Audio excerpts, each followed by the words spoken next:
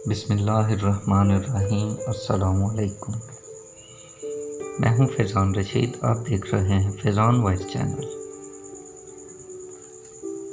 Doctor تیزی سے ہسپتال میں داخل ہوا، کپڑے تبدیل کیے اور سیدھا آپریشن تھیٹر کی طرف بڑھا۔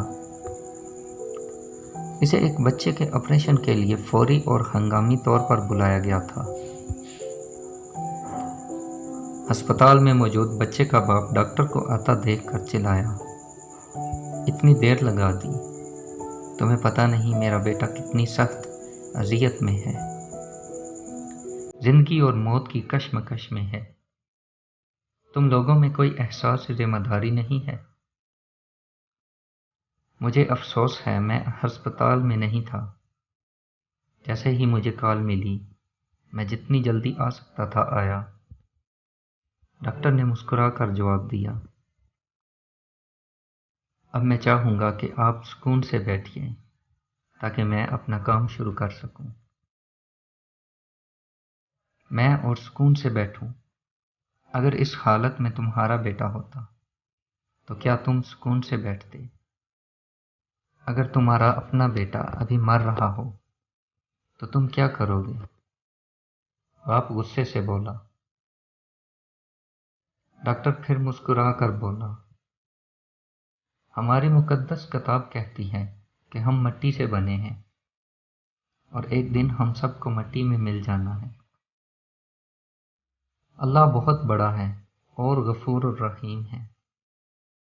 ڈاکٹر کسی کو زندگی نہیں دیتا، نہ کسی کی عمر بڑھا سکتا ہے۔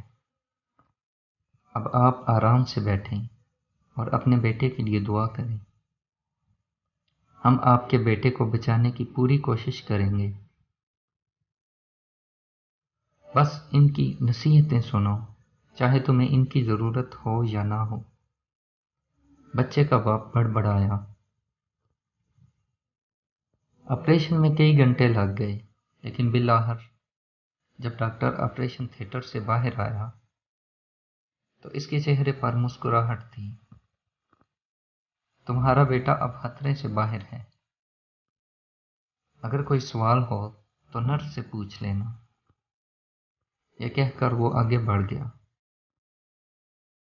کتنا مغرور ہے یہ شخص، کچھ لمحے کے لیے بھی نہیں رکا کہ میں اپنے بچے کی حالت کے بارے میں ہی کچھ پوچھ لیتا۔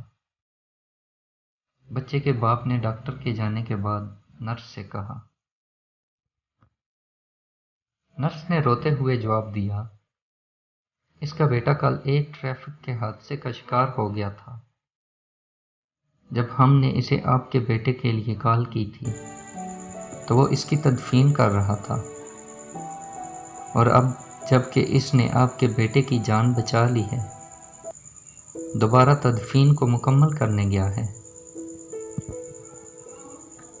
دوستو، کبھی کسی پر بے جا تنقید نہ کرو، کیونکہ تم نہیں جانتے کہ دوسرے کی زندگی کیسی ہے اور وہ کن کن مشکلات میں مبتلا ہے۔ تم نہیں جانتے کہ وہ تمہارے کام آنے کے لیے کتنی بڑی قربانی دے رہا ہے۔